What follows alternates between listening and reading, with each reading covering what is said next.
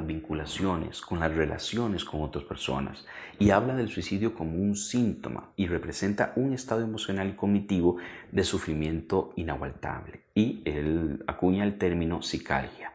Piensen en una situación donde un paciente llega con un dolor insoportable, piensen tal vez como uno de los dolores más fuertes como lo es un cólico renal o un dolor asociado a un cáncer, y donde el médico precisamente lo que hace no es una indicación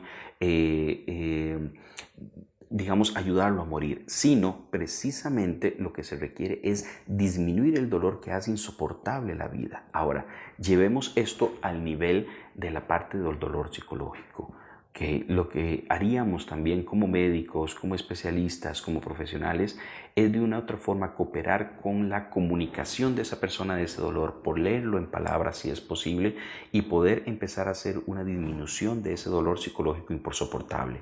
Y eso empieza como con la escucha. ¿Okay? Y no se necesita ser precisamente un psiquiatra especialista, un psicólogo clínico para poder empezar a ayudar a una persona cuando tiene una ideación suicida. Basta con saber escuchar. ¿Okay? Más que lo que podamos decirle a una persona, aunque sabemos que tenemos que actuar ante una situación de ideación suicida, el primer paso es poder escuchar el mensaje de desesperación que hay detrás de una persona que tiene una ideación suicida. Cuando una persona llegue a ustedes y les comente que piensa en morirse o que tiene ideación suicida, entonces escuchémosla, no le hagamos tantas devoluciones acerca de lo que nosotros pensamos del asunto, porque podemos no saber el contexto por el cual la persona ha llegado a esa situación, sino que escuchémosla, dámosle una escucha activa y vayamos capacitándonos para saber qué hacer en cada caso, porque cada caso es diferente. ¿Okay? Hay claves muy importantes para entender el suicidio y lo que está detrás del suicidio. La meta común del suicidio es el cese de la conciencia y del dolor intolerable. Por eso muchos pacientes nos indican que en momentos de situaciones de crisis inminentes lo que quieren es tomarse un medicamento y dejar de pensar. Y cuando les preguntamos, ¿pero pensaste en morirte, pensaste en matarte? No nos dicen precisamente eso, sino que lo que nos dicen es que había tantas ideas, tantas situaciones, es como un torbellino de ideas que lo que querían es cesar de pensar, cesar la angustia. ¿Okay?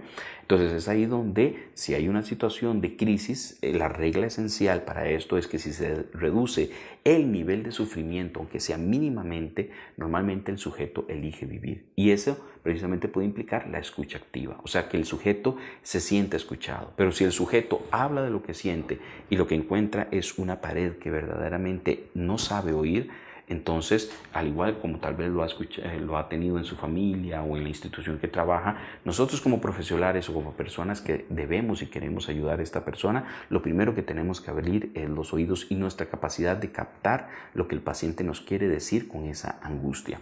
Normalmente, al reducir la perturbación se reduce el riesgo. Y aquí hablamos de un término muy importante que es las crisis suicidas.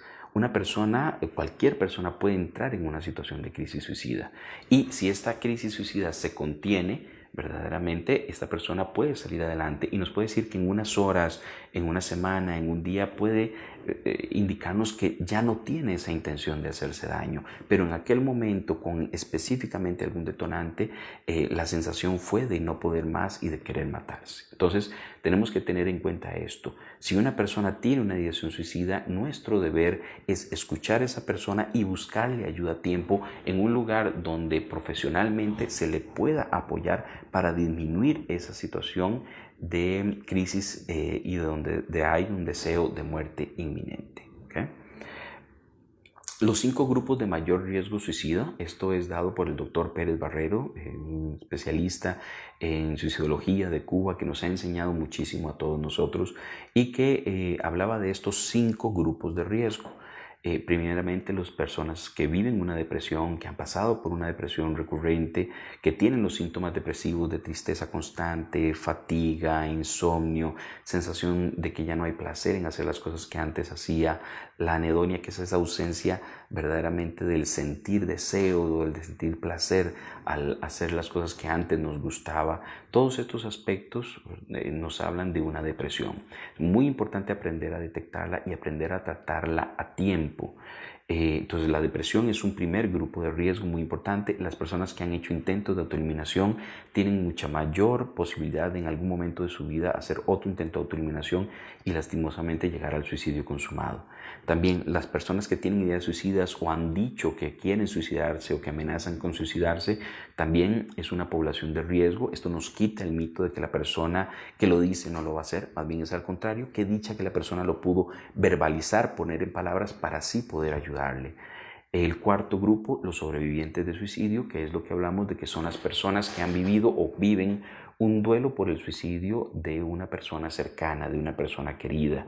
¿Okay? Y en este involucramos también a los profesionales sobrevivientes de suicidio, porque también los profesionales que han atendido pacientes por riesgo suicida y que lastimosamente terminan suicidándose, el profesional también se puede ver muy afectado.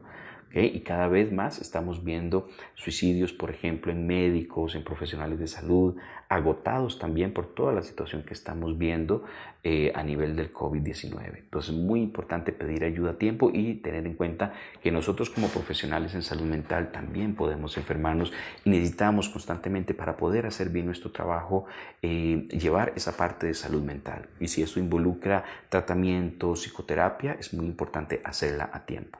Una última población que es muy importante, los sujetos vulnerables en situaciones de crisis. Pensemos en cualquier persona con un trastorno en salud mental, como el trastorno bipolar, en una fase maniacal, en una fase depresiva, un trastorno de ansiedad con ataques de pánico. Muchos pacientes nos dicen, doctor, en el momento donde me da el ataque de pánico, realmente es en el momento donde quiero morirme. Y si una persona es atendida adecuadamente desde esa perspectiva, puede ayudar muchísimo a que esta persona no vuelva a hacer intentos de autoeliminación por la desesperación que da, la sensación de que va a hacerse daño cuando venga un ataque de pánico. Las personas que tienen un trastorno de personalidad, especialmente el trastorno de personalidad limítrofe, el borderline, que en medio de descompensaciones o situaciones verdaderamente se remueven muchas de las circunstancias que tienen de desvinculación, de falta de autoestima, de un montón de aspectos que tienen que trabajar y que en algún momento se pueden ver descompensados por una situación del contexto donde viven, también son personas de riesgo y tenemos que tener en cuenta el saber abordar estos pacientes. Entonces, importantísimo para repasar estos 5 grupos, las personas que están deprimidas, los que han hecho intentos de autodeterminación, los que han pensado o dicho que piensan en matarse, en morirse, los sobrevivientes de suicidio y las personas con algún tipo de trastorno mental que estén en descompensación. Y por último punto, tener en cuenta los desencadenantes, que en muchas ocasiones se nos confunden con las causas de un suicidio. Las causas de un suicidio son múltiples, por eso decimos que es un fenómeno multicausal, multidimensional. ¿Por qué? Porque hay muchos aspectos que influyen en un suicidio y cuando se da un suicidio normalmente no podemos entenderlos todos, por eso quedamos siempre con una pregunta de qué fue lo que pasó.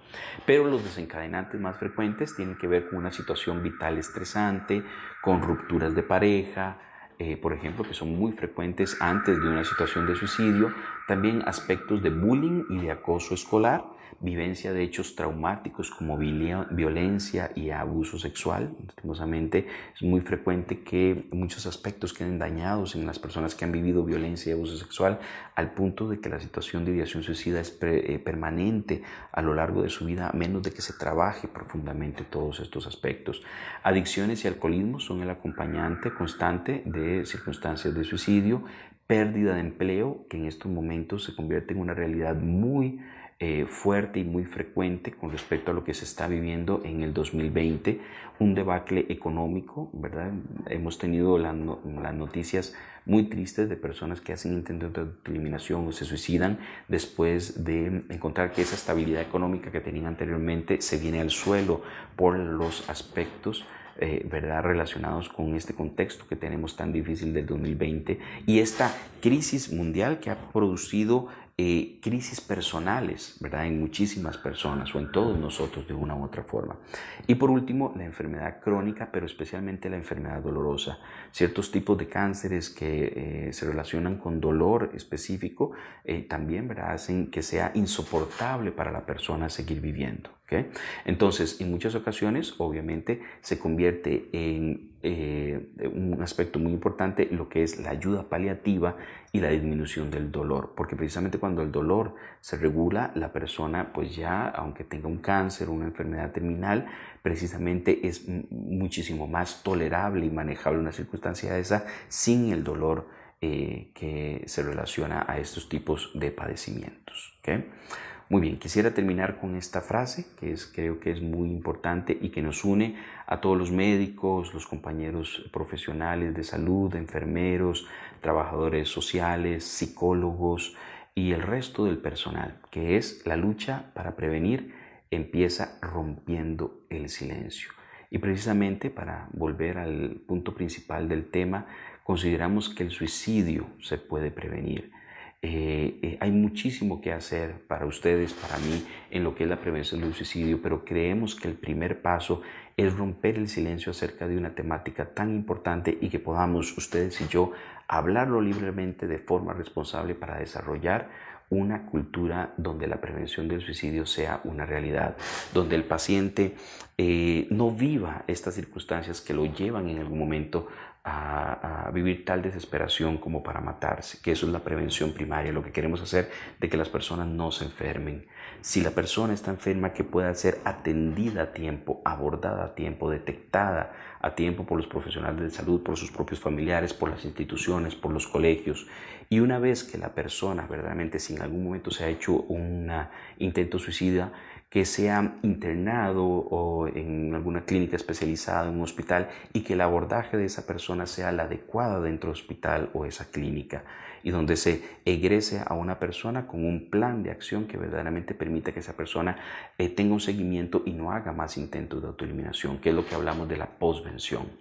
Cuando se da una situación de suicidio y tenemos que trabajar, nunca se deja de trabajar ya con los sobrevivientes de suicidio, o sea, con las personas que le sobreviven al suicida. Este duelo es muy difícil de trabajar y de manejar porque hay grandes sensaciones de sufrimiento, tristeza, enojo, malestar y específicamente en la mayoría de las ocasiones muchísima culpa. Entonces también tenemos que especializarnos y desarrollar medios para poder atender personas que sobreviven al suicidio de un familiar, de un amigo, de una persona que quieren, para que esto no lleve a estas personas en algún momento a cuadros depresivos tal, donde estas mismas personas se conviertan en posibles suicidas. ¿Okay?